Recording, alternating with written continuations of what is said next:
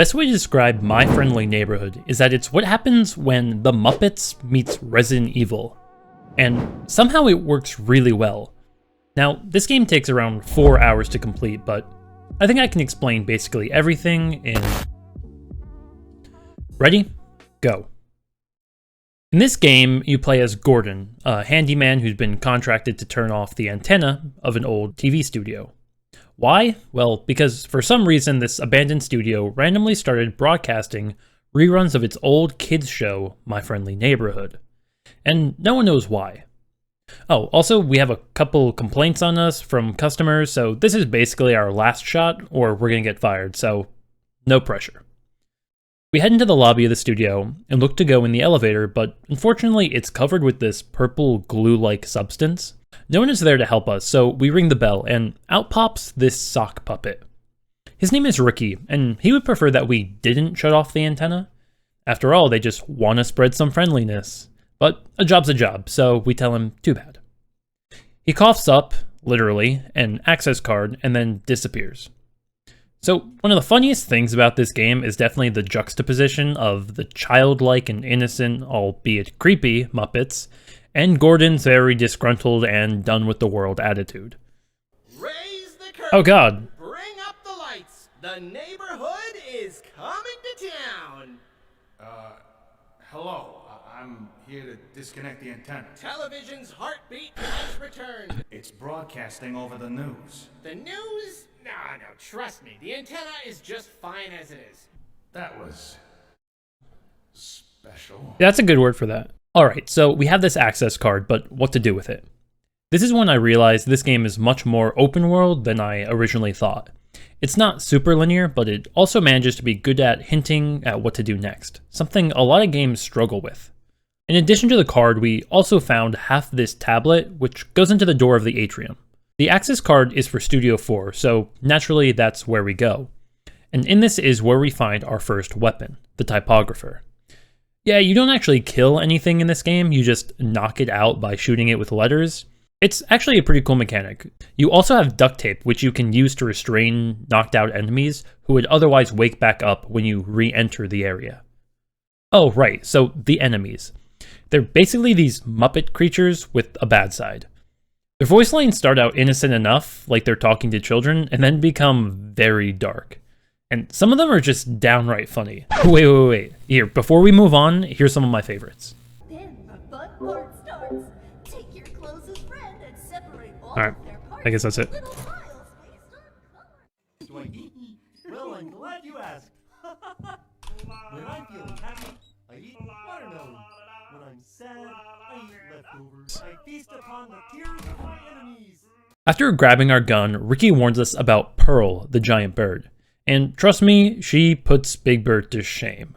Anyway, we grab the circle key and head out into one of the old My Friendly Neighborhood sets. Out here is a ton of enemies as well as Pearl. She is large. The main objective in this area is very clear. Get the key. This isn't super hard, just go up and around, knock out some Muppets, and grab our square key. While not hard, I did actually get jump scared a few times.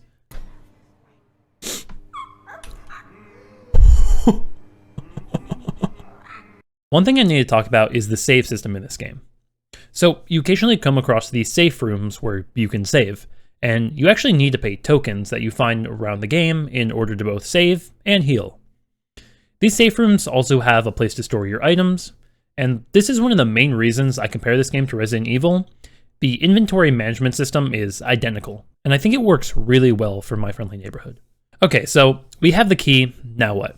Around this area, we also find a bunch of these block letters.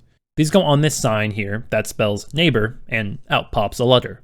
We put this letter in a mailbox, and out pops a crank that Gordon believes may unlock another area of the studio. So we head back to the main street where this big arrow catches my eye. I just can't resist. The crank we found fits perfectly in here, and that's when the sewer plate moves out from under us. Now we're in the basement. This is actually the demo area, which I had played before, so luckily I remember most of what to do, even if some stuff changed. But before we can get to solving any puzzles, we have to talk to Ricky again. Seem to be stranded in the basement. How do I get out of here, Ricky? Oh, haven't a clue. Never come down here myself. Why? Trying to get to the roof. The roof? What's so interesting about the roof? How do you feel about workforce head trauma? Huh? This time? Well, Ray, of course. He's the best sort of monster janitor thing. But he's a little obsessed with, organic maintenance. I remember him. All of you puppets crazy? I gotta go wash my hair. Yeah, I don't like the sound of this Ray guy. So first thing I do is go off to the right where I find this office. In it, a shotgun. Hell yeah.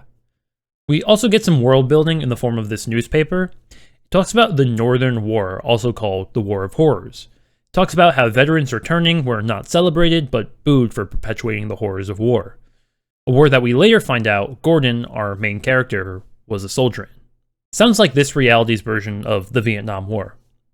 In this area, there's also an elevator, which is our way back up to the surface. However, the door to get there is chained shut, so we need some bolt cutters.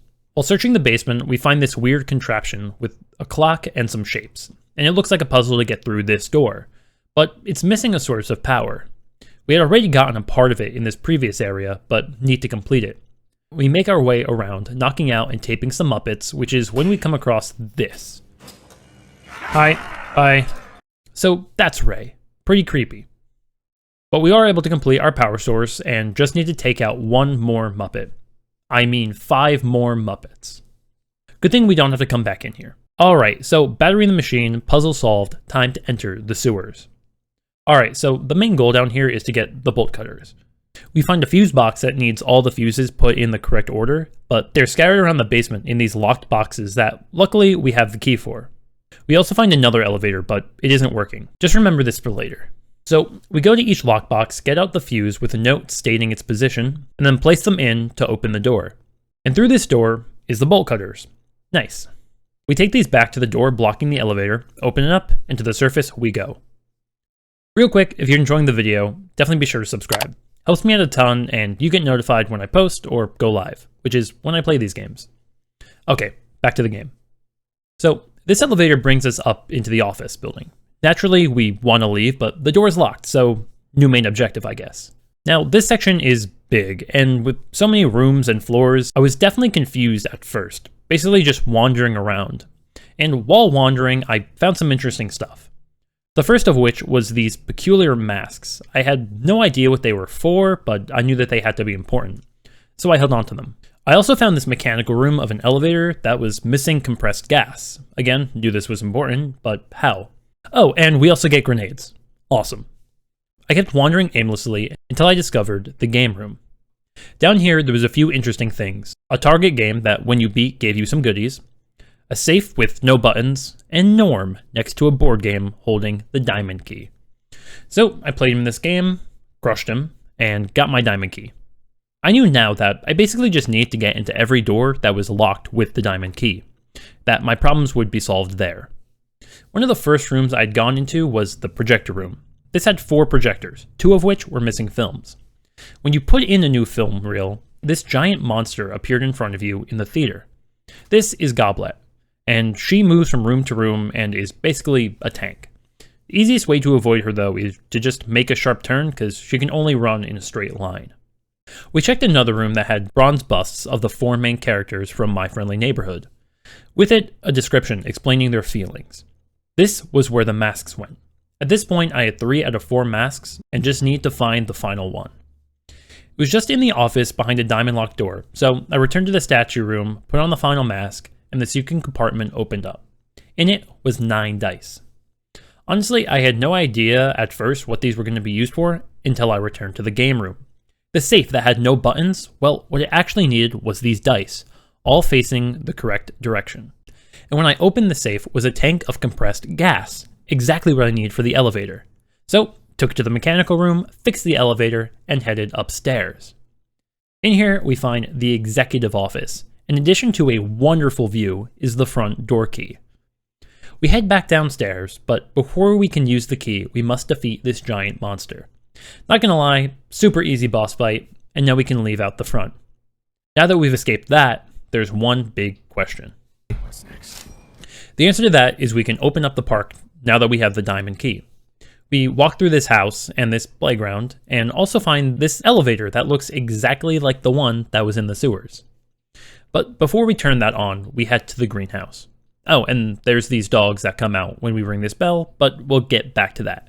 So in the greenhouse, we find this chemical mixer, and a note explaining how to make a solvent for the glue keeping the lobby elevator shut, and the triangle key. Oh, we also find a battery, so now we can use the elevator to go back down into the sewer. The note says we need to find film developer fluid, trumpet polish, and weed killer in order to make our solvent. The reason we need to go down to the sewer is to get in this film room that was blocked by the triangle key. There's also a roll of film down here in addition to the other half of the tablet, so now we can enter the atrium when needed. Something else kinda odd happens when we're down here. We see Ray just beating against this pipe, not able to fix it. At this point, I didn't know how to help, but I knew there was one room left on the other side of the sewer that I hadn't opened with the diamond key yet. I go there and sure enough find the piece I needed to fix the pipe. I go over there and fix it, which cleans the area, and then give Ray a bit of a pep talk. After this, he leaves us alone. Pretty cool. Next, we need the trumpet polish, so the logical place to look for that is his music studio in the office building. We once again use our diamond key to get in, and easy enough, we find the polish. We also find the last film reel. We head up to the film room, play it, and then see Goblet, super sad and sitting down. We head down to the theater and once again give her a bit of a pep talk. After this, she, well, doesn't bother us anymore. Wait, are we helping all of these things? Okay, last thing I need is the weed killer, so I check the atrium. We do a little puzzle with power and get this door open. Now there's actually not much in the atrium, it's basically just a shortcut to Studio 4. However, there is dog food. I know exactly what to use this for. I head back to the greenhouse, dodging all the angry dogs along the way, and feed them. This does not give us the weed killer, but I got to pet a puppy, and now the dogs aren't trying to kill us, so worth it. The last area I hadn't really checked was the playground, and up here I found a puzzle. Basically, I had to put all these buttons on the corresponding spot on the map to where their cardboard cutouts are. Once this is done, door opens up and we get the weed killer. We very carefully mix all the chemicals and take our reward. Time to dissolve that glue. We head back to the lobby and dissolve the glue holding the elevator shut. We ride the elevator all the way to the top, and it's time for weird stuff again. Like, weirder stuff than before. We enter this room that looks like it's built out of cardboard, and in the center is this creature shrouded in darkness, playing the piano absolutely terribly. We solve a couple of puzzles like putting cardboard fruit in the microwave and doing a memory game. After these, we're able to complete this puzzle and turn the light on this mysterious figure. And he is hideous. I don't know what the creators of the show were thinking on this one, but I understand why he's locked up in the attic. We play the piano for him and ride up to the roof. Up here, we turn off the broadcast and climb the antenna. Last thing to do is rip out the power cord. As we open the casing, Ricky shows up one more time, begging us not to turn off the antenna, that all they want to do is spread some friendliness. But unfortunately, we have a job to do. And as the light fades from the antenna, lightning strikes, and we fall down this admittedly conveniently placed hole. And somehow we survive. The first thing we see is this disfigured Muppet creature. We ask Ricky where we are and how to get back up. Gordon! Ricky, I'm here. Oh, Gordon, thank goodness. So, what are they? Bad puppets? Oh, Gordon, I really hoped you wouldn't find out. It's so embarrassing. We wanted to know what other shows had that we we've never been. It felt like we were dying, Gordon. We all got a little twisted then, but some of us. Great. Then how do I get out of here? Well, there's an elevator somewhere. Should be at the end of that hall? It said it's locked down. Oh, that means you'll have to pull the security release. That's on the other side of their stage. So we grab the flashlight in typical horror game fashion and head into the unfriendly neighborhood. Almost made it through the game without a flashlight. So close. Once in, we have to run from these super creepy versions of the Muppets and then beat this monster. This was very nearly my first death, but I was able to win. We turn on the power and head back up to the elevator. Job completed, we head out of the lobby and talk to Ricky one last time. He asks us for a favor, to please run the studio and bring the show back on air so that they can spread some friendliness in this terrible world. If we say no, this is what happens. No. Sorry, Ricky. I just don't think it's a good idea. Gordon, please. Everyone's counting on it. It's my final answer, Ricky. Hope you have a nice life as a bitter old man. Fuck you, Ricky. After I got back to the office, my boss told me that everyone was really happy with what I did, even though the puppets messed up another night's news. I got promoted to manager. Nice. Got an office with a window. But for some reason, I can't stop thinking about the neighborhood. For the next few months, I actually started watching the nightly news. Don't know why. Maybe I just wanted to see if something happened. But nothing happened. And at some point, I got distracted. I forgot about it. And here's what happens if we say yes. Fine. We'll give it a shot. Whoa, Gordon! I'm so glad! We will have such fun! I'm not living here, though. Well, we'll talk about that. I must go tell the others at once. Tomorrow night, then? No. It's decided. Tomorrow night. Oh, See you God. later, Gordon. Arrivederci. Toodaloo. 23 skidoo. Ciao. Well, Brian, what have you done this time? I helped the neighbors get a slot on public access TV. It was late night on weekdays. I don't think anyone watched it. Within a couple of weeks, though, word was starting to get out. Some people loved the show, some people hated it. That caught the network's attention. And by the end of the year, we had 3 channels wanting to sign for a whole season. So I stopped showing up at the studio in the evenings. I don't know. I guess I just wanted to keep my head down. I can't forget about it. And some nights, I catch myself staring out the window, wondering what's happening in the neighborhood. Okay, so that's it for My Friendly Neighborhood. Definitely a very unique game, but also a ton of fun. If you guys enjoyed, be sure to check out more from me. There should be a few videos on the screen now. Anyway, I'll see you all in the next one. Peace.